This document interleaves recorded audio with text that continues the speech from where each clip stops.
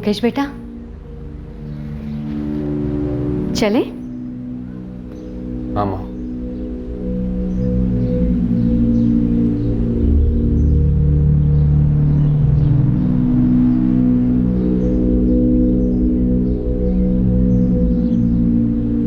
झूठों का कोहरा जितना भी घना हो, सच को लपेटे में नहीं ले सकता।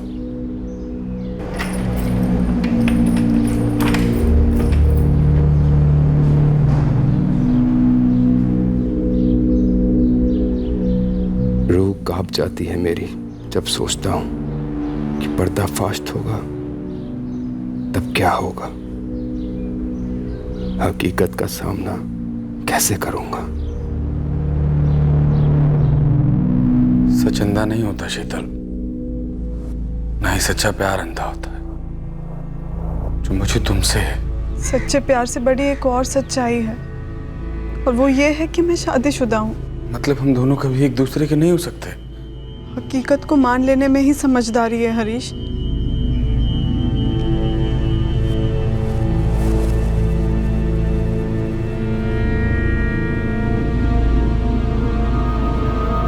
मैं हकीकत को बदलना चाहता हूं, लेकिन मेरे रास्ते में एक कांटा है।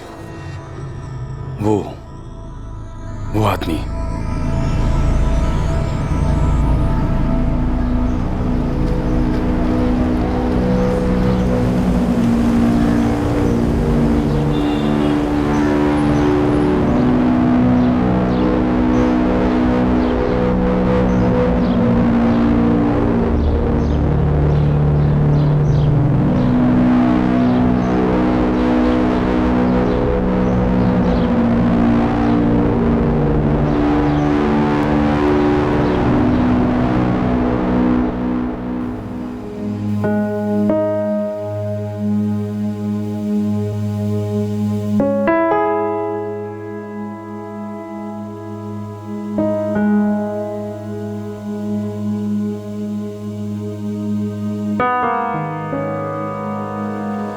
बैठ बेटा।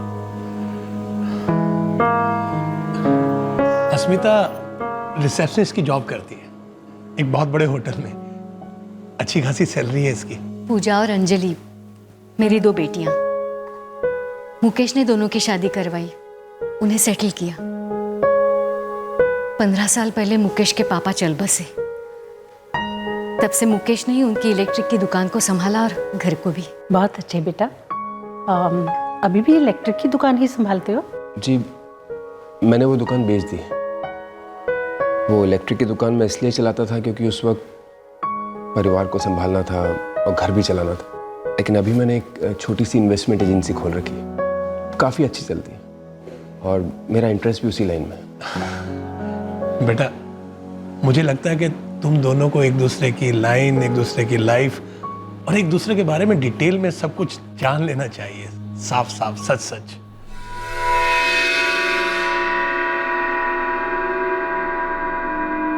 सच मैला हो तो कोई उससे साफ साफ कैसे बोले? ना बोलूं तो क्या होगा, और मैला हो जाएगा।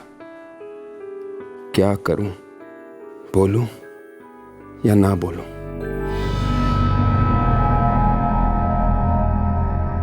रिश्तों में जब झूठ का कोहरा सच पर पर्दा डालता है, तब खतरे की आंधी उन रिश्तों को निशाना बनाती है। बड़ी बेरहम होती है ये आंधी, जो झूठ के कोहरे को चीरती जरूर है, लेकिन साथ ही साथ मासूम जिंदगियों को भी तबाह करती है। जब आंधी निकल जाती है, कोहरा हट जाता है, तब पुराना सच मायने नहीं रखता। एक नया सच लिखा जाता है, बेगुनाहों के खून से।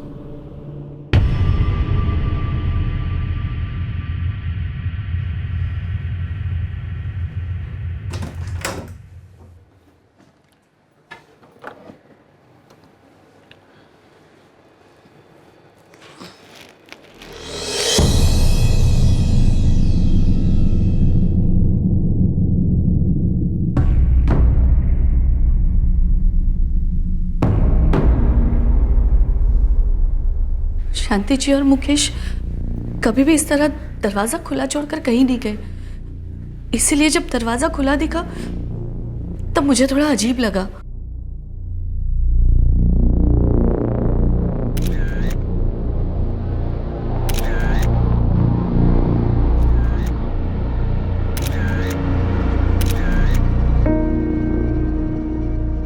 रंगे हाथों पकड़े जाने का डर था हत्यारे को? सर हत्यारे ने हाथों के साथ साथ हथियार भी धोने की कोशिश की है, पर कुछ धब्बे रह गए।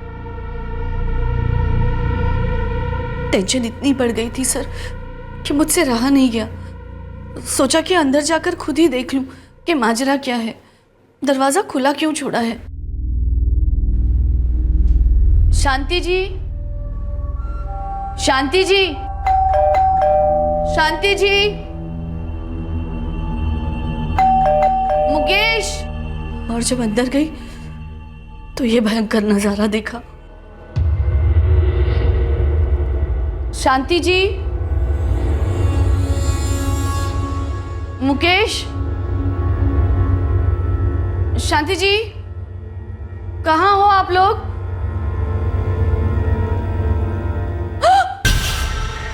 पहले तो मुंह से एक शब्द भी नहीं निकला और जब चीख निकली तो रुकी ही नहीं। यहाँ सब लोग इकट्ठा हो गए और शायद इनमें से ही किसी ने आप लोगों को फोन किया। भगवान किसी दुश्मन को भी ऐसा नजारा ना दिखाए। शांति जी की 2 बेटियां हैं, पूजा और अंजलि, दोनों को खबर कर दी है। तो यहाँ सिर्फ शांति जी और उनका बेटा मुकेश ही साथ में रहते थे? पिछले 1 साल से दोनों ही रहते थे, लेकिन उसके पहले 2 साल तीनों रहते थे और उससे पहले दोनों अकेले ही रहते थे। मतलब मैं समझा नहीं, आप क्या बोल रही हैं? मतलब 3 साल पहले मुकेश की शादी हुई थी, 2 साल तक उसकी बीवी थी साथ में, फिर पिछले साल उसकी मौत हो गई, मर गई वो।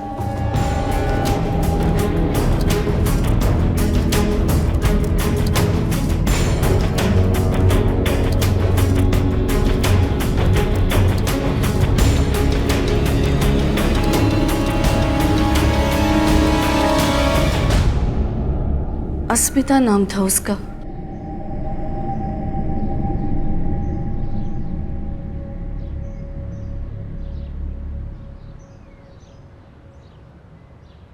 ये लीजिए चाय। कविता जी, वो मुकेश और उसकी माँ का मर्डर हो गया। क्या?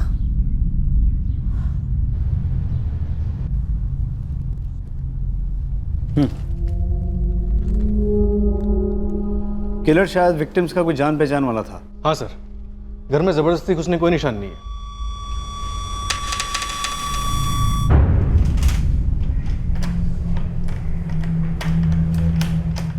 शायद मुकेश और हत्यारे ने साथ बैठ के शराब पी और फिर मुकेश को चाकू से मार दिया गया। चाकू भी इसी घर का मालूम होता है सर। मुकेश की मां शांति सक्सेना की तकिए से सांसें रोकी गई, लेकिन इन दोनों में से कुछ चिल्लाया नहीं। कहीं मारने वाला भी इस घर का ही तो नहीं है? अंजलि और पूजा, इस घर की बेटियों को बुलाओ, शायद कोई काम की बात बताएं। सर। और माँ शांति सक्सेना की सांसें घोट दी गई, शायद उस पिलो से जो लाश के पास में मिला। डॉक्टर, ये कत्ल कब हुए होंगे? यही कोई लाशें मिलने से 12 घंटे पहले या उससे भी थोड़ा कम। मतलब कल रात को 16 सितंबर। और इस किचन नाइफ पर जो खून के धब्बे मिले थे वो मुकेश सक्सेना के ही हैं और मुकेश के ब्लड में अल्कोहल के ट्रेसेस भी मिले। सर, मुकेश के दोनों बहनें अंजलि और पूजा आ गई। अकेली आई हैं? नहीं सर, अपने हस्बैंड्स के साथ आई हैं।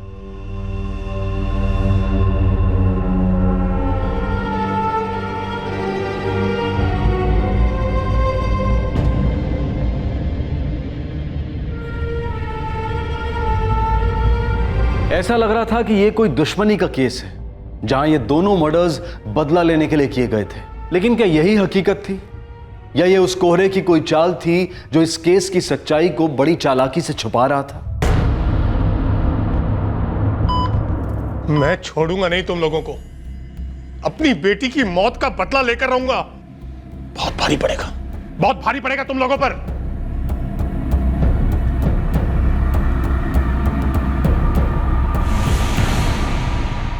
दुश्मनी? नहीं सर, मेरा भाई मुकेश एक बहुत ही सीधा साधा इंसान था, कभी किसी से कोई बैर नहीं।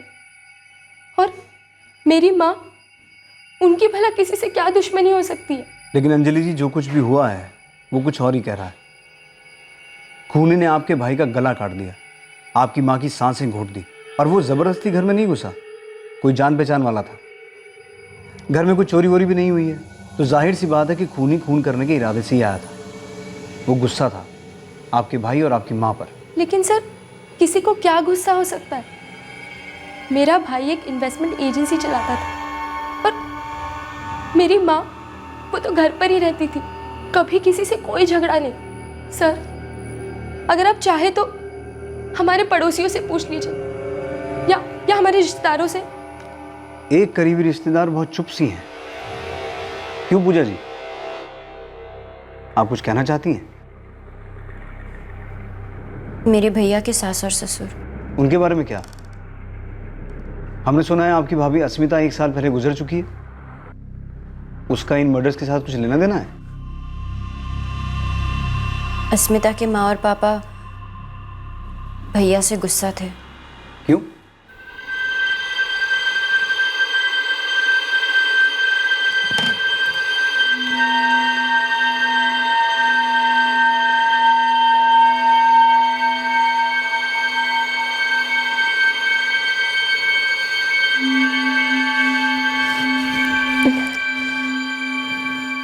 अस्मिता, क्या हुआ? पता नहीं, चक्कर सा आ रहा है।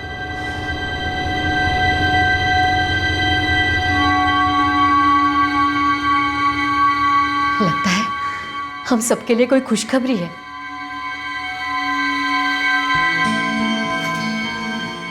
क्या हुआ है डॉक्टर? देखिए, अभी कुछ भी क्लियर नहीं बताया जा सकता है। कुछ टेस्ट करवाने होंगे, वो आप तुरंत करवा लीजिए। और अस्मिता बता रही थी कि कुछ अरसे से उसे वीकनेस भी है। हाँ, मुझसे भी कह रही थी। मैं कुछ टेस्ट लिख कर देती हूँ, आप उन्हें तुरंत करवा लीजिए।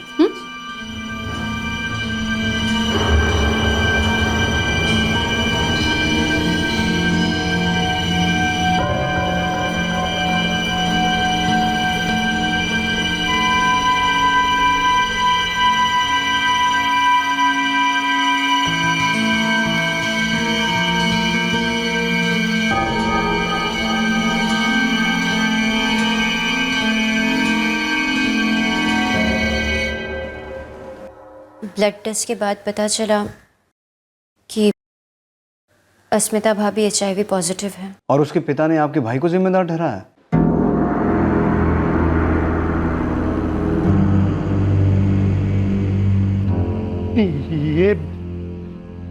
ये कैसे हो सकता है मुकेश?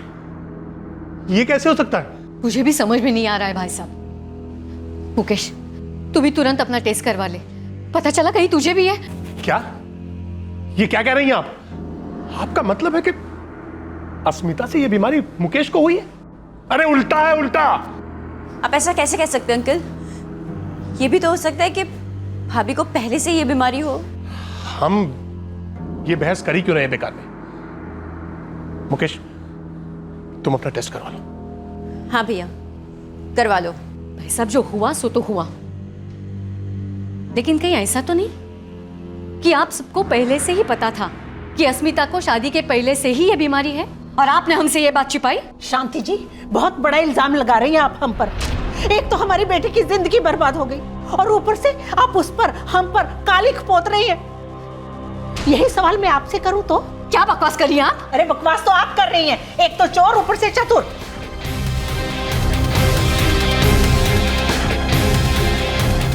सर, झगड़ा हो रहा था उस वक्त मेरी माँ और अस्मिता भाभी के पेरेंट्स के बीच। चुप रहिए आप सब।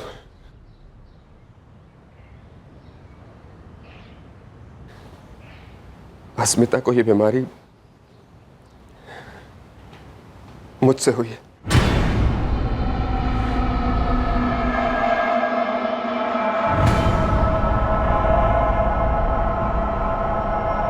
पहले ये बीमारी मुझे हुई और फिर मुझसे अस्मिता को।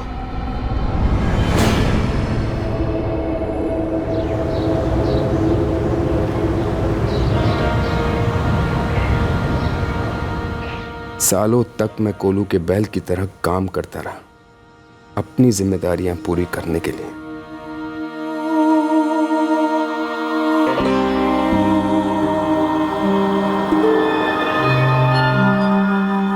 पूजा और अंजलि को पढ़ाना, लिखाना, घर चलाना, उनकी शादी के लिए पैसे जमा करना, इस सब के बीच मेरी अपनी जिंदगी भी थी, मेरी अपनी जरूरतें भी थी। ज्यादातर शराब से जवानी की प्यास बुझाता, पर एक वक्त आया जब शराब फीकी पड़ गई और जवानी कुरेदने लगी।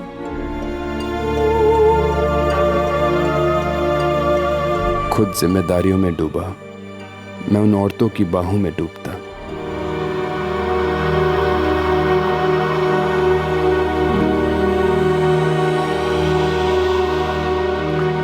यार इस डॉक्टर कह रहा था कि मैं पूरी तरह ठीक हो जाऊंगा, बस दवाइयाँ लेनी होंगी टाइम टू टाइम। यार फिर भी ये HIV तो HIV होता है। दुख लगता है यार सुनकर बहुत। तू पागल हो गया क्या बे? कैसी नेगेटिव बातें कर रहा है? जब डॉक्टर ने कह दिया कि ठीक हो जाएगा, इसका मतलब ठीक हो जाएगा। मुकेश, तू टेंशन ना ले। ये ले सब ठीक हो जाएगा। ले। टेंशन कैसे ना लेता मैं? इलाज का खर्च कमर तोड़ने वाला खर्च था, बदनामी और मौत का डर वो अलग। देख बेटा, तू इतने सालों से इलेक्ट्रिक की दुकान संभाल रहा है, तुझे अगर लगता है कि उसे बेच देना चाहिए तो बेच दे। मैं मानता हूँ माँ कि पापा ने कड़ी मेहनत करके इस इलेक्ट्रिक की दुकान को खड़ा किया था, पर अब समय बदल गया है माँ। मैं इस इलेक्ट्रिक की दुकान को नहीं चलाना चाहता, मैं कुछ और करना चाहता हूँ। हाँ बिल्कुल कर। तेरे पापा ने प्रॉपर्टी में भी कुछ इन्वेस्टमेंट्स किए हैं, वो भी तो सारा तुम्हारा ही है ना। इस घर के लिए तुमने बहुत कुछ किया है, दोनों बहनों को भी सेटल करवाया। अब तू अपना सोच, सेटल हो जा। किस मुंह से माँ को बताता कि मैं दुकान बिजनेस चेंज करने के लिए नहीं बल्कि अपने इलाज के लिए बेच रहा हूं। झूठों का कारवां निकल पड़ा, कोहरा जमने लगा। मुकेश बेटा चले? हाँ माँ। माँ अब चाहती थी कि मैं शादी कर लूं, लेकिन मुझ में सच बोलने की हिम्मत ही नहीं थी।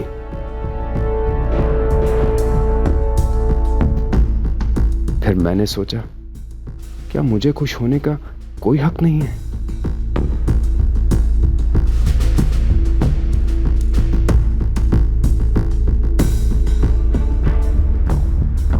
मुझे मालूम था कि ये रिश्ता जुड़ेगा ही नहीं अगर मैं अपनी बीमारी का खुलासा करूं। ऊपर से मैं अपनी माँ और बहनों को शर्मिंदा नहीं करना चाहता था, कितना नाम खराब होता।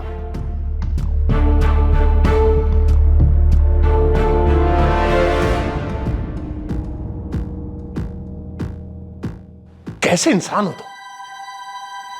तुमने एक बार भी नहीं सोचा कि तुम एक मासूम जिंदगी को कितने बड़े खतरे में डाल रहे हो?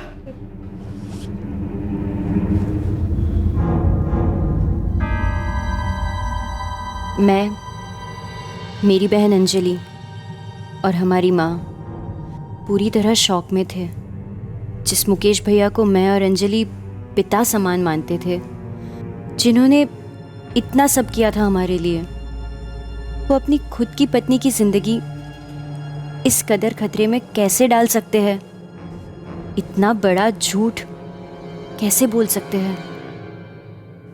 हम भैया को कभी माफ कर ही नहीं पाए। तो सोचिए, अस्मिता और उसके माता पिता उस आदमी को माफ कैसे कर सकते थे? आपको लगता है ये मर्डर्स अस्मिता के माँ बाप ने किए हैं या करवाए हैं? बहुत ज़्यादा गुस्सा थे वो लोग हम सब पर। वो लोग ये बात मानने के लिए तैयार ही नहीं थे कि मुकेश भैया की बीमारी के बारे में हमें मालूम नहीं था। इतना ही नहीं, मुकेश भैया या हमें अस्मिता भाभी के अंतिम दर्शन तक करने नहीं दिए। दाह संस्कार सब खुद ही कर दिए। एक बेटी की जान गई क्योंकि एक दामाद ने सच नहीं बोला। वो HIV पॉजिटिव था, लेकिन फिर भी उसने अपनी पत्नी के साथ संबंध जोड़े, ये जानते हुए भी कि ऐसा करने से उसकी पत्नी को भी ये बीमारी लग सकती है। मुकेश इस उम्मीद में इस झूठ को जी रहा था कि काश उसकी पत्नी को उसकी ये बीमारी ना लगे, लेकिन ये उम्मीद अनसाइंटिफिक थी। अस्मिता को ये बीमारी हुई और वो शादी के 2 साल में ही चल बसी। लेकिन क्या मुकेश और उसकी मां का कत्ल अस्मिता की बेवक्त और दुखद मौत की वजह से हुआ था?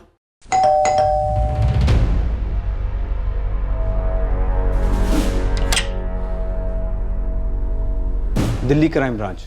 देखिए, मुझे बात को घुमा फिरा कर करने की ना तो आदत है और ना ही कोई कारण है। मुझे रत्ती भर भी दुख नहीं हुआ उन दोनों के मरने का। और जी नहीं, ना तो मैंने उन्हें मरवाया है और ना ही मैंने उन्हें मारा है।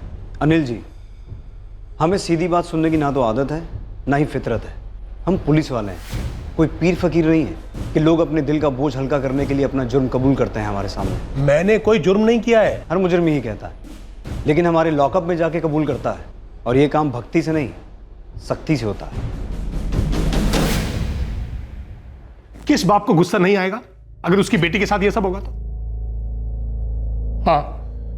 हाँ, मैंने उन लोगों को दिन रात बद्दुआएं दी। मैं चाहता था कि मुकेश तड़पे, बुरी तरह से तड़पे, उसकी मां भी तड़पे, उसकी बहनें भी तड़पे, वो सब तड़पे। उन्होंने मार डाला हमारी बेटी को। मुकेश ने उसे ऐसी बीमारी देकर उसका कत्ल कर दिया। और आपने पैसे देकर उसे मरवा दिया। किसे दी थी सुपारी? आप इसे पढ़े, प्लीज इसे पढ़िए सर। जिस दिन हमें पता लगा कि मुकेश ने खतरे को जानते हुए भी हमारी बेटी को HIV जैसी बीमारी दे दी, उसी दिन हम अपनी बेटी को अपने घर ले आए सर। और हमसे जो भी हो सका, जो भी हमने वो किया अपनी बेटी की जान बचाने के लिए। और मुकेश को सजा दिलवाने के लिए हम जो कुछ कर सकते थे हमने वो सब भी किया। विमेन कमीशन में हमने शिकायत दर्ज करवाई। इस फाइल में आपको सारी डिटेल्स मिलेंगी सर। मैंने मुकेश की सारी रिपोर्ट्स इकट्ठा की, हॉस्पिटल के सारे बिल्स, मेरी बेटी की सारी रिपोर्ट्स और कमीशन की सुनवाइयां, सब कुछ इसमें है। हम चाहते थे कि अस्मिता के सामने ही मुकेश को सजा मिले, लेकिन अस्मिता पहले ही चल बसी। लेकिन मैं लड़ाई लड़ता रहा सर, क्योंकि मैं उसे सजा दिलवाना चाहता था। कुछ ही दिनों में कमीशन का फैसला आने वाला है सर, और फैसला मुकेश के खिलाफ आने वाला है, क्योंकि उसने मेरी बेटी के साथ धोखा किया था, जानलेवा चीटिंग की थी उसके साथ। मैं उसे सख्त से सख्त सजा दिलवाना चाहता था। हम चाहते थे कि उनकी भी बदनामी हो और उन्हें ऐसी सजा मिले कि दुनिया में मिसाल कायम हो जाए। तो आपने कमीशन के फैसले का इंतजार क्यों नहीं किया? कानून को अपने हाथ में लेने की क्या जरूरत थी? आप कैसी बात कर रहे हैं सर? भला हम उनके गंदे खून से अपने हाथ क्यों रंगेंगे? वो तो वैसे ही अपनी मौत मर रहा था।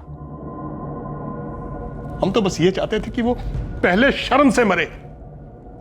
देखिए सर, हमें गुनहगार साबित करना आपकी कोई मजबूरी हो सकती है, लेकिन हम आपके गुनहगार नहीं हैं। हम अपनी बेटी अस्मिता के गुनहगार हैं। हम रात रात भर सो नहीं पाते सर, ये सोचकर कि हम अपनी बेटी के लिए वो नहीं कर सके जो हमें करना चाहिए था। हम उसकी जिंदगी कुछ साल और बढ़ा सकते थे। मैं तो तस्वीर में भी अपनी इकलौती बेटी से आंख नहीं मिला पाता हूं सर।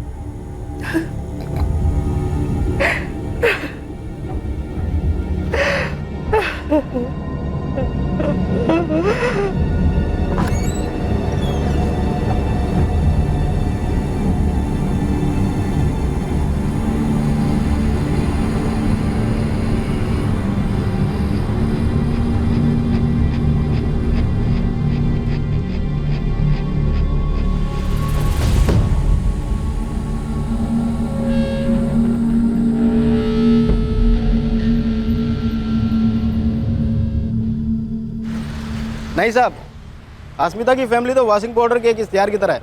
9 दाग 9 धब्बा। लालचंद, यहाँ दाग धब्बे खून के हैं, एक नहीं 2 खून। ठीक है, समझ गया साहब। थोड़ी और झाग वाली धुलाई करता हूँ, शायद कुछ निकल आए।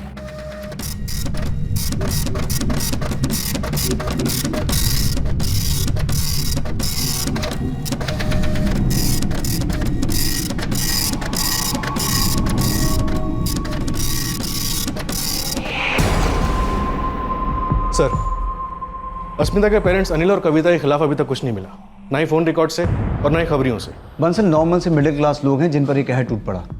मैंने आज उनके पेपर्स पढ़े हैं। अगले हफ्ते उनको जरूर इंसाफ मिलता।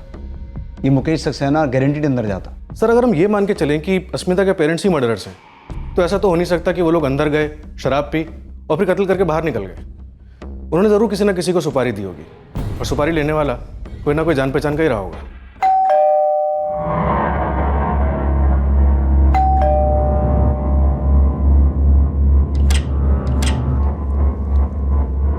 अरे आओ अंदर आओ। बंसल, हो सकता है उन्होंने किसी जान पहचान वाले के भरोसेमंद कंधे पर से अपनी भड़ास की गोली चलाई, या बस ये कत्ल मुकेश और शांति सक्सेना के किसी पहचान वाले ने किया है और इसका अस्मिता के परिवार से दूर दूर तक कोई रिश्ता नहीं है। मतलब हो सकता है कि किसी को मुकेश और उसकी माँ पर उतना ही गुस्सा था जितना अस्मिता के पेरेंट्स को था। मुकेश पर हो सकता है, शांति जी तो शायद कोलेटरल डैमेज थी, वो क्राइम सीन पर थी इसलिए मारी गई। सर, मैंने मुकेश के कॉल रिकॉर्ड स्कैन किए, ये जानने के लिए कि कोई ऐसा रेगुलर नंबर है जिसने शाम उसको फ़ोन किया था। मतलब कोई दोस्त जिसके साथ मुकेश शराब पीता था और फिर उसी दोस्त ने मार दिया? हाँ सर, कोई रेगुलर कॉन्टैक्ट मिला कोई? एक हरीश जायसवाल है, उसकी बात हुई थी मुकेश से। कौन है ये हरीश जायसवाल? सर, फिलहाल हरीश का फ़ोन स्विच ऑफ जा रहा है। कोई एड्रेस? सेक्टर 6 जूना नगर। लगता है इस केस का कोहरा थोड़ा हट रहा है।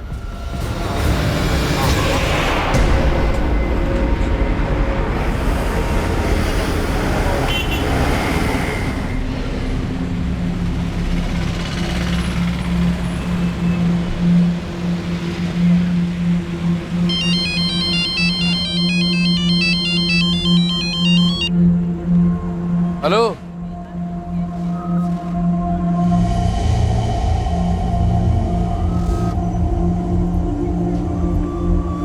क्या भाई हरीश, कहाँ है गाड़ी? यार 1-1.5 घंटा तो कम से कम पहुंचते पहुंचते लग ही जाएगा। वो घर से निकले ही लेट हैं। यार 8:30 तो बजे गए। एक काम करते हैं, किसी ढाबे वाबे पे रुकते हैं, रोटी वोटी तोड़ते हैं, और क्या। यार पेट में चूहे तो मेरे भी कूद रहे हैं। चल ढाबे पर ही चलते हैं, चल चल चल।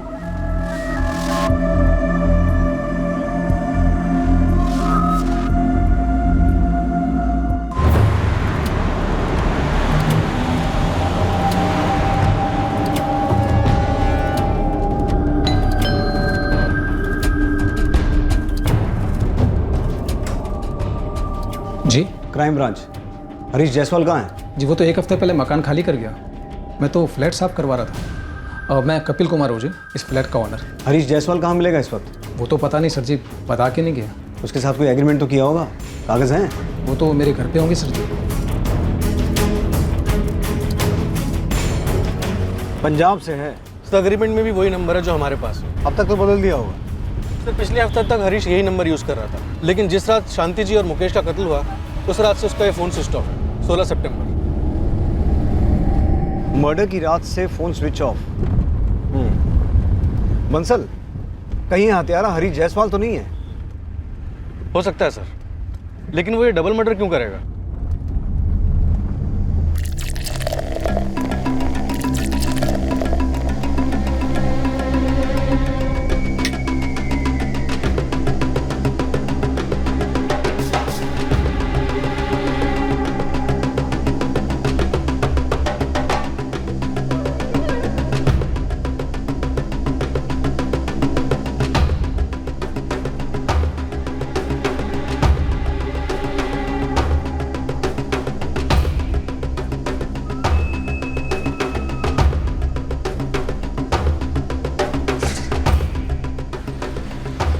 सर जी, मुकेश जिस इन्वेस्टमेंट एजेंसी की बात कर रहा था, दरअसल वो तो उसकी है ही नहीं, उसके दोस्त हरीश की है।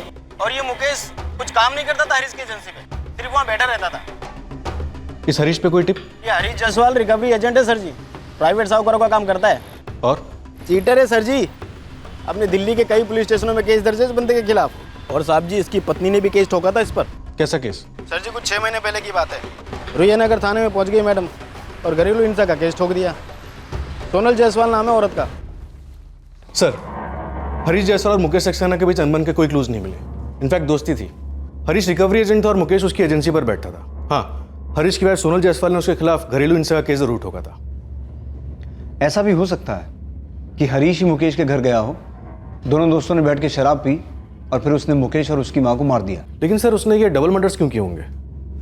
अब ये तो शायद सोनल जायसवाल ही बता सकती है। सर, सोनल इन दोनों अपनी माँ के साथ रहती है, यहीं मेहताबाग के पास एक बेकरी चलाती है। तो फिर बेकरी से कोई तरोताज़ा खबर जरूर मिलेगी।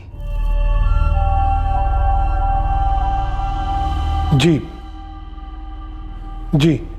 चूंकि अब डिफेंडेंट जिंदा नहीं है, इसलिए हम ट्रायल की प्रतिक्रियाओं को बंद करने की मांग कर रहे हैं। ठीक, शायद ऊपर वाले की यही मर्जी थी।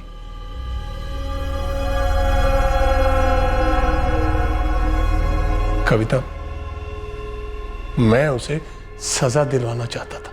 छोड़िए ना, मिल गई उसे सजा, जाने दीजिए।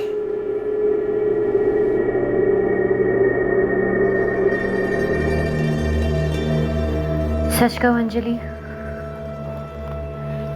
मैं कभी मुकेश भैया को माफ़ी नहीं कर पाई। अब जो होना था वो तो हो गया पूजा। मुकेश भैया तो अब नहीं रहे। दुख तो सिर्फ इस बात का है कि ये सब में माँ का क्या दोष था, उन्हें क्यों मार डाला।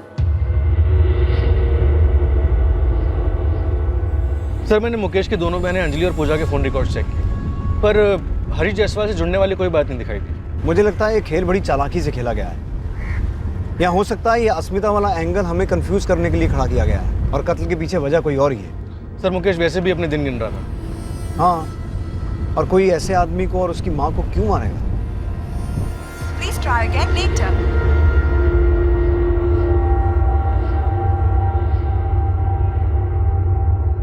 The number you are trying to call is currently switched off. Please try again later.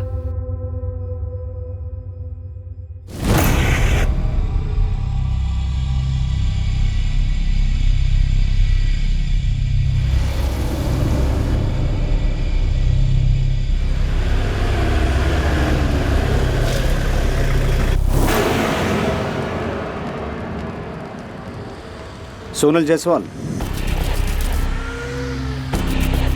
मेरा नाम सोनल जायसवाल था, अब मैं सोनल मिस्त्री हूँ।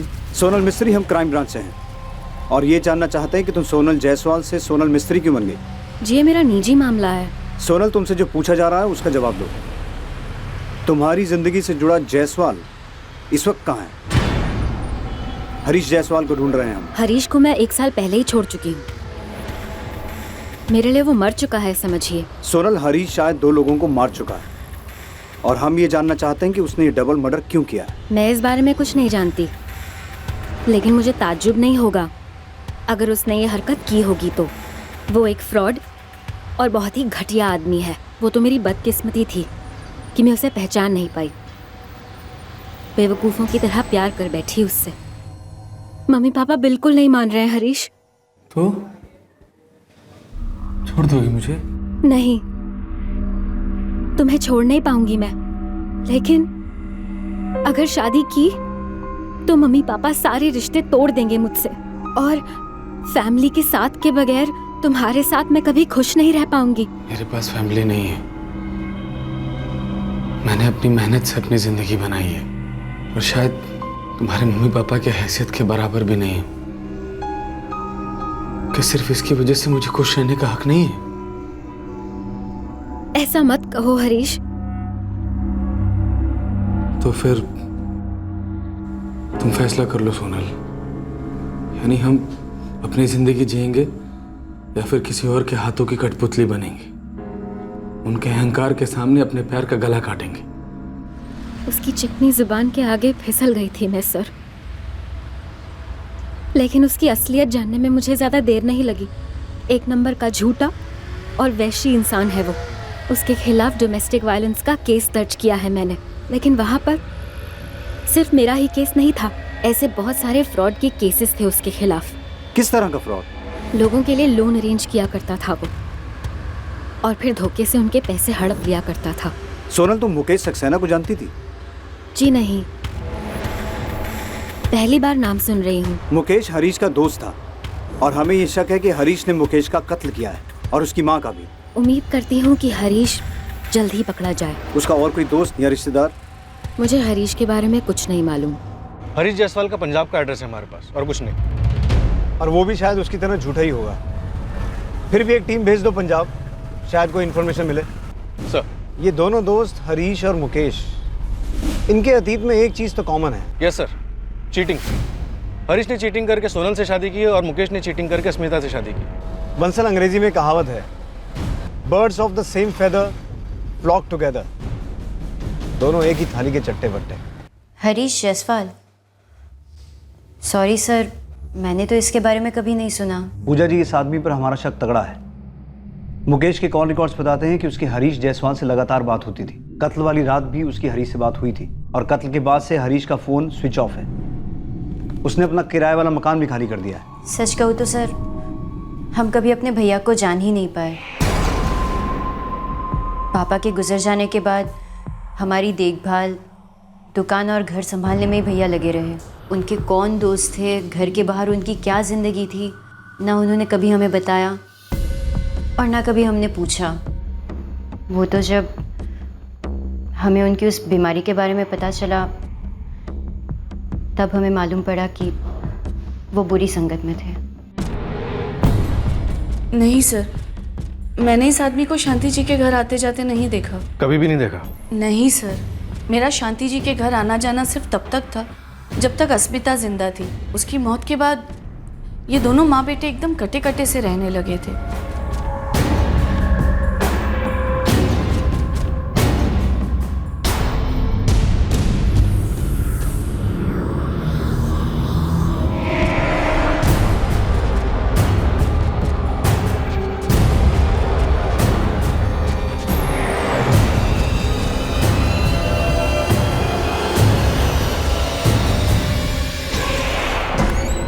सर, हरीश जायसवाल और अस्मिता के माँ बाप के बीच दूर दूर तक कोई कनेक्शन नहीं बन रहा। हरीश जायसवाल के रिकॉर्ड से और कुछ पता चला? नहीं सर, उसके सारे फ़ोन रिकॉर्ड चेक करें। उसके सारे फ़ोन कॉल्स किसी ना किसी काम से रिलेटेड थे। किसी को लोन देना था, किसी को लोन लेना था। और जो टीम पंजाब गई थी उसके एड्रेस पे, उसका क्या हुआ? सर, वहाँ उसके पेरेंट्स रहते, लेकिन टीम को उनसे भी कुछ खास नहीं मिला। साहब, हरीश तो कई साल पहले घर छोड़ के चला गया। इस वक्त कहाँ है वो? वर्षों गुजर गए, न तो मैंने उसे कहीं देखा और न ही कभी फ़ोन पर बात की साहब। लेकिन घर क्यों छोड़ कर गया था वो? मेरा बेटा बचपन से ही गलत था। धोखेबाजी करना, झूठ बोलना, गुंडागिर्दी करना, यहाँ तक कि हर दूसरे दिन पुलिस वालों के डंडे खाता था या फिर गांव वालों के। वो सुधरा नहीं। फिर मैंने उससे कह दिया, या तो जुर्म छोड़ो या घर छोड़ो। साहब, उसने घर छोड़ दिया। बड़ा अजीब लग रहा है बंसल। एक डबल मर्डर हुआ है और हमारे पास एक सिंगल सुराग नहीं है।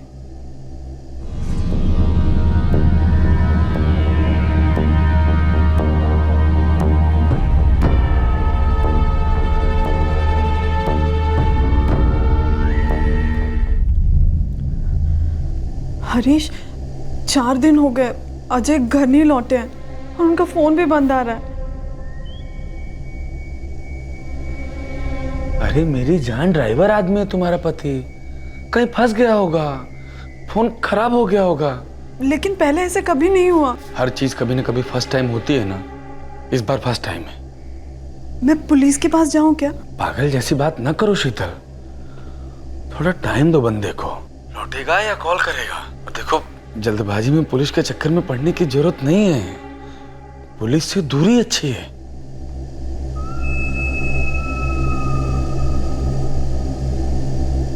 क्या हुआ हरीश, कांप रही है क्या? हाँ, वो तो होना ही था। कोई नहीं, टाइम की बात है, समझ जाएगी अपने आप। पक्का समझ जाएगी, मुझे भी कोई डाउट नहीं दिलीप, जरा सा भी नहीं है। साहब, निशाना एकदम सही बोतल पर लगा है। ये रॉयल ब्लू दारू अपने रोहिया नगर में एक दारू के ठेके पर मिलती है। अपना कबूतर कल ही एक पूरा खंबा खरीद कर गया है यहाँ से, रॉयल ब्लू। हाँ, ये बंदा तो कल भी आया था, एक बोतल रॉयल ब्लू लेके गया था। सर, नजर रखो उस पेश पे, दोबारा आएगा ही आएगा। मैंने मेरे 4 लड़के लगा दिए इलाके में नजर रखने को, किसी न किसी को तो नजर आएगा ही।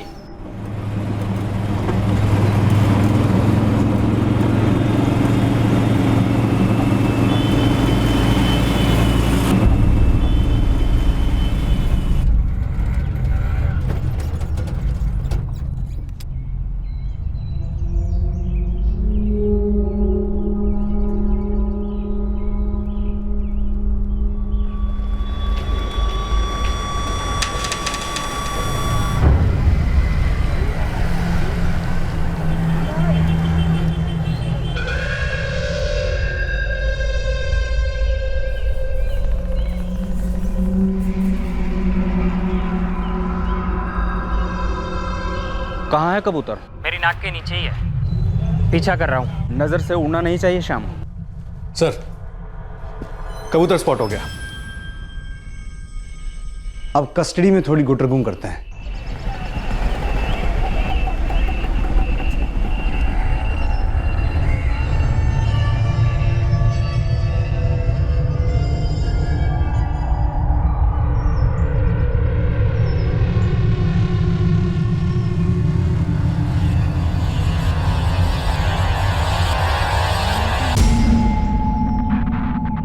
हरीश, मुझे बहुत डर लग रहा है, पता नहीं क्या होने वाला है। अरे मेरे रहते तुम्हें डरने की क्या जरूरत है, बैठो।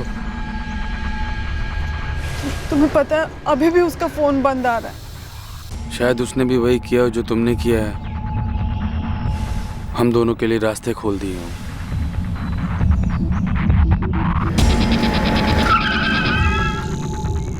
अंदर बैठा है, किसी भाभी के साथ गुटरगू चल रही है सर। देखो शीतल, तुम्हें, उसे और मुझे खुश हो जाना चाहिए कि आज के बाद तुम अजय को दोबारा नहीं देखोगी। तुमने ऐसे क्यों कहा कि मैं अजय को दोबारा नहीं देखूंगी? अरे क्योंकि इतने दिनों से उसने तुम्हें फोन नहीं किया है। क्या पता वो भी किसी के साथ भाग गया हो। वक्त आ गया है शीतल कि तुम भी अपनी जिंदगी का गियर बदल डालो, यू टर्न ले लो, कोई नया रास्ता पकड़ो।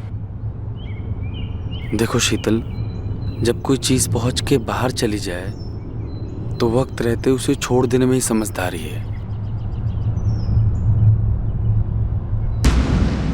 ना हरीश जायसवाल, हम पुलिस वाले कभी समझदारी से काम लेते ही नहीं, हमें आता ही नहीं। पता है क्यों? क्योंकि हमारी पहुंच के बाहर रहने वाला क्रिमिनल कभी पैदा ही नहीं होने वाला। मुकेश सक्सेना मेरा दोस्त था और मैं जानता हूं कि उसको और उसकी मां को किसी ने मार डाला, लेकिन आप लोग मुझ पे क्यों शक कर रहे हैं? क्योंकि तुम्हारी और मुकेश की एक कॉमन गर्लफ्रेंड हमारी गवाह बन गई। क्या? कौन? रॉयल ब्लू नाम है बंदी का। ये हरीश जायसवाल, तुम्हारी खास दोस्त। ये उस रात क्राइम सीन पर मौजूद थी, इसने हमसे कहा कि आप हरीश जायसवाल को उठवा लीजिए। उस रात हम तीनों साथ ही थे, मैं, मुकेश, हरीश। बड़ी रंगीन महफिल जमी हुई थी, पर तुम्हारी एक खास दोस्त ये नहीं बता पाई कि तुमने मुकेश का कत्ल क्यों किया। ये तो मैं भी नहीं बता पाऊंगा, क्योंकि जो हुआ ही नहीं वो मैं कैसे बता सकता हूं। मुकेश का कत्ल हुआ है, ये सच है। मुकेश का कत्ल मैंने किया है, ये झूठ है। दोस्त दोस्तों के गले नहीं काटा करते, ना ही दोस्त दोस्तों की माओ को मारते हैं।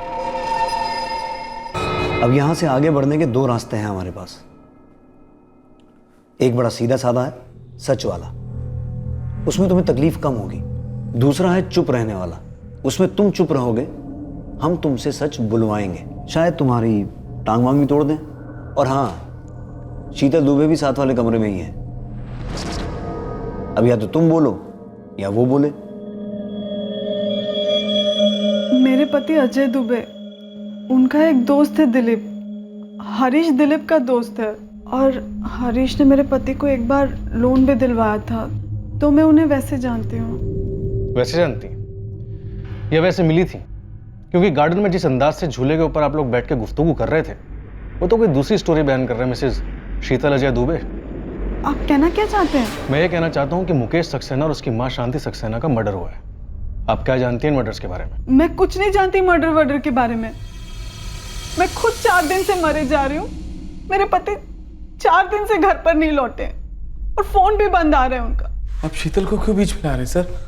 वो कुछ भी नहीं जानती। लेकिन हम इतना जानते हैं कि हमें मुकेश और शांति जी का कातिल चाहिए। अब हम या तो तुम्हें तोड़ सकते हैं या तुम्हारी गर्लफ्रेंड शीतल को। तुम ही चुनो, किसी एक को चुनो, हम दूसरे को तोड़ेंगे। मुझे मुकेश की बीमारी के बारे में पता था। वो अपनी जिंदगी के आखिरी दिनों को गिन रहा था। यार इस डॉक्टर कह रहा था कि मैं पूरी तरह ठीक हो जाऊंगा। यार फिर भी ये एचआईवी तो एचआईवी होता है। तो तुमने उसका दर्द हमेशा हमेशा के लिए खत्म कर दिया, खुद ही तय कर लिया कि उसका आखिरी दिन कौन सा होगा। और शांति जी, वो किस तकलीफ में थी जो तुमने उनकी भी सेवा की?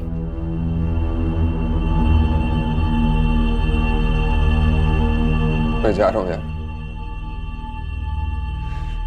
बीमारी मुझे निकल रही है। मुकेश, मैं समझता हूँ यार। मैं स्मिता को फंसाना नहीं चाहता था यार, उसे झूठ नहीं बोलना चाहता था। मैं नहीं चाहता था कि उसे भी यही बीमारी हो, लेकिन ये माँ है ना यार, जिद कर रही थी, शादी कर शादी कर शादी कर। छोड़ ना यार, जो बीत गया सो बीत गया, अब आगे की सोच। अब सोचने के लिए बाकी क्या रह गया? एक तो दवाइयों के मोटे मोटे बिल, ऊपर से स्मिता के माँ बाप ने जो केस ठोका है, कंगाल हो गया हूं कंगाल। एक छोटी सी दुकान थी वो भी बेच दी, फिर भी पैसे पूरे नहीं पड़ रहे।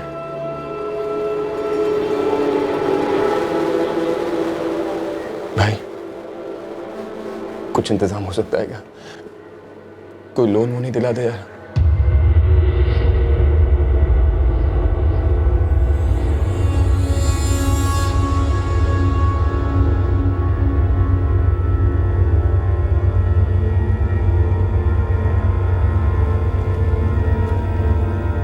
लोन वोन छोड़ और अभी के लिए ये रख ले। कुल मिलाकर के 75,000 के आसपास है। तेरा दिल बहुत बड़ा है यार, तेरा एहसान जिंदगी भर नहीं भूलूंगा। पागल है क्या? दोस्ती में कैसा एहसान? एक अच्छे दोस्त की तरह बिना सोचे बिना हिसाब लगाए जो था सब दे दिया। फिर मेरा बुरा वक्त आया, केसेस ठुक चुके थे, मुझे पैसों की बहुत जरूरत थी, और जब मैंने मुकेश से मांगा। क्या बात कर रहा है यार? मेरे पास अगला इंजेक्शन लेने के लिए पैसे नहीं है, मैं तेरे 75,000 रुपए कहाँ से लौटाऊं यार? नहीं मांगता यार तुझसे, लेकिन पाई पाई इकट्ठा कर रहा हूँ। कुछ भी कर भाई, अगर पैसे नहीं लौटाए तो अंदर हो जाऊंगा। काश मैं कुछ कर सकता यार, लेकिन फिर भी मैं पूरा ट्राई करूंगा। तेरे सारे पैसे नहीं, लेकिन कुछ ना कुछ तुझे जरूर दे दूंगा। लेकिन नहीं थी, एक दमड़ी नहीं थी। वो देना ही नहीं चाहता था सर। उसको सिर्फ और सिर्फ अपना इलाज, अपना कोर्ट केस, इसके परे कुछ दिखाई नहीं देता था। सर मैंने उसे बहुत प्यार से समझाया, बहुत गालियां दी और धमकियां भी दी, लेकिन उस पर कोई फर्क नहीं पड़ा। ऐसी भी क्या इमरजेंसी थी तुम्हारी? शीतल, मुझे शीतल के साथ भाग करके शादी करनी थी, सेटल होना था। बहुत सी उधारियां थी मुझ पर जो चुकानी थी। फिर मैं सब कुछ फुल एंड फाइनल करने के इरादे से मुकेश के घर गया। एक गिलास बार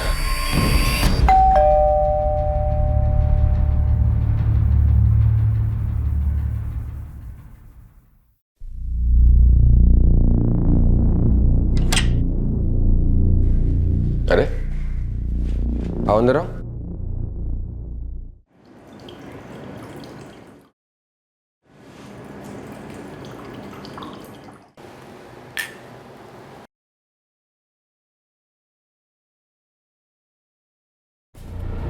मुकेश, मैं पूरी दुनिया को चूना लगाता हूँ और तूने मुझे चूना लगा दिया। चूना तो तकदीर ने मुझे लगाया। हम दोनों बराबर ऐश किया करते थे, साथ में मजे करते थे, लेकिन फिर भी इस बीमारी ने तो मुझे ही पकड़ा ना। मुझे को हुई ये बीमारी। तेरे दुख से मेरा दुख रत्ती भर भी कम नहीं होने वाला। ऐसा कर, तू ये घर भेज दे, अपनी माँ के जेवर भेज दे, चाहे कुछ भी कर, मुझे मेरे पैसे चाहिए। यार तेरी जिंदगी तो 4 दिन की है, पर मेरे सामने तो पूरी की पूरी जिंदगी पड़ी हुई है, और वो भी 2-2 जिंदगियां। शीतल से शादी करने की सोच रहा हूं। देख हरीश, जेवर की बात मत कर मेरे सामने। तू मेरी माँ है बे, वो अगर मैं इस घर को बेच दूंगा तो मैं मरने के बाद कहां रहेगी? वो कहां जाएगी? मैं तुझे पहले भी कह चुका हूं, तुझे लौटाने के लिए मेरे पास एक फूटी कौड़ी तक नहीं।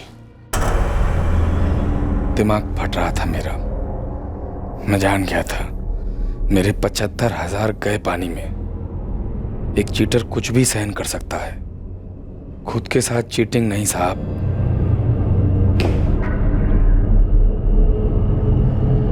नशे ने गुस्से को और आग दे दी।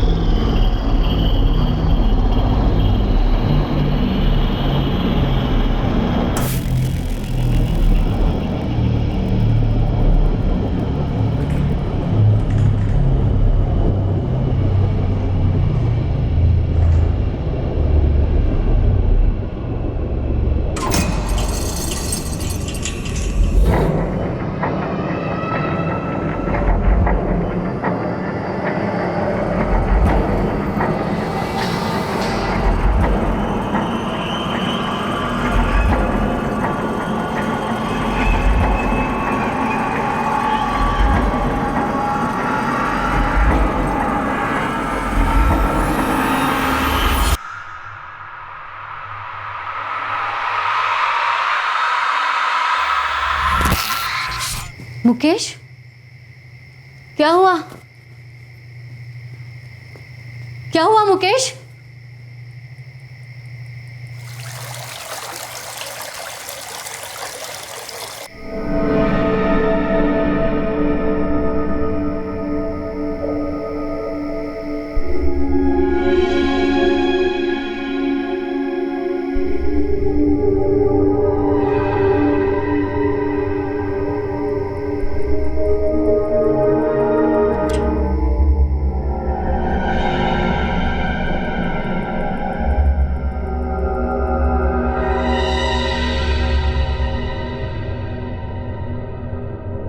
तुमने मुकेश सक्सेना को सिर्फ इसलिए मार दिया क्योंकि उसने तुम्हारे पैसे नहीं लौटाए? हाँ सर। तुम्हें किसी ने सुपारी नहीं दी थी मुकेश सक्सेना को मारने के लिए? कौन देता सुपारी? सिर्फ तुम ही नहीं हो जिसे मुकेश सक्सेना पर गुस्सा था। खैर, शीतल का पति अजय दुबे, वो कहाँ है?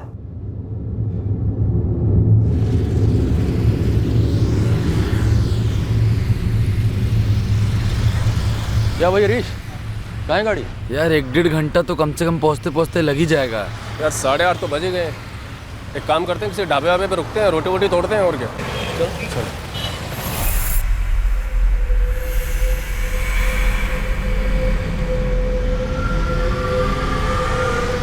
इसको यहीं कहीं फेंक देते हैं।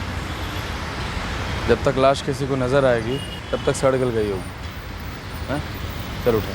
शीतल और मेरे बीच सब कुछ हो रहा था सर, बस अजय एक कांटा था जिसे वो छोड़ नहीं रही थी, तो मैंने निकाल दिया।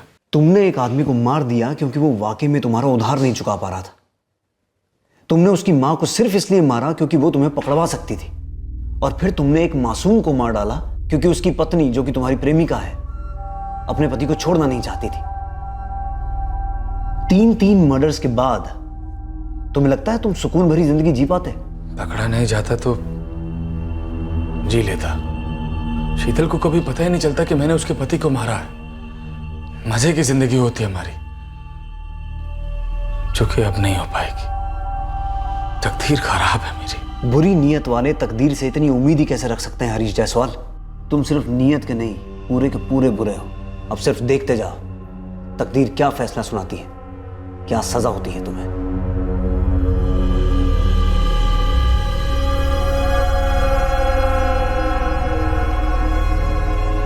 शीतल, हमने तुम्हारे पति की लाश बरामद की है।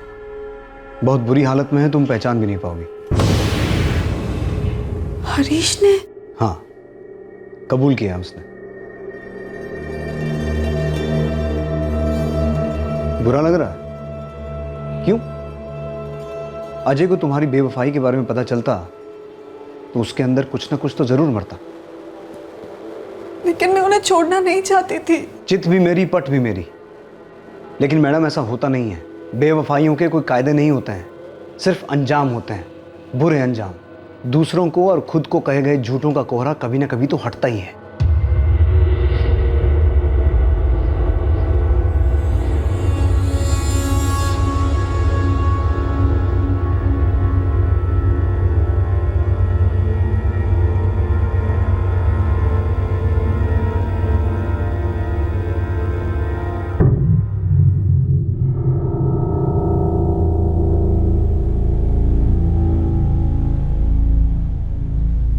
कविता, खूनी का पता लग गया। मुकेश का कोई दोस्त हरीश जायसवाल पैसे का लेन देन था।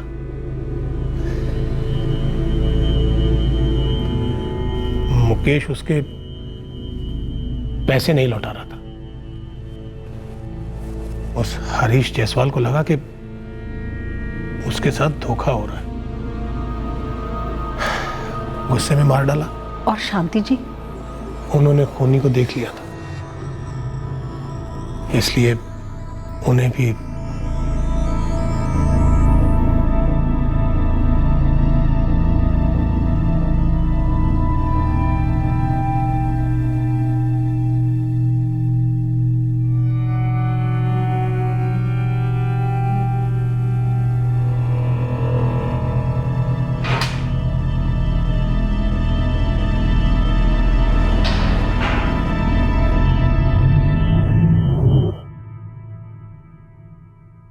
हर इंसान की जिंदगी में ऐसे मोड़ आते हैं जब जिंदगी की पटरी कोहरे से भरी एक अंधी गली की तरफ जाती है। कोई इस कोहरे में खुशी खुशी नहीं जाता, हर एक इस कोहरे में से बाहर निकलना चाहता है, लेकिन इस अंधी गली से निकलने के लिए कोहरे को हटाना पड़ता है, बढ़ाना नहीं। धुंध में चलाए गए हाथ पैर या फिर गोलियां अक्सर गलत निशाने पर ही लगती हैं, बेकसूर लोगों को चोट पहुंचाती हैं और उनकी जानें भी लेती हैं। वक्त पर इलाज के साथ मुकेश बेहतर जिंदगी बिता पाता। अस्मिता को इस तरह से बेवक्त तड़प तड़प कर मरने की नौबत नहीं आती, और ये हो ही नहीं सकता कि शीतल इस बात से अनजान थी कि हरीश के साथ अफेयर का मतलब है अपने पति अजय दुबे से धोखा।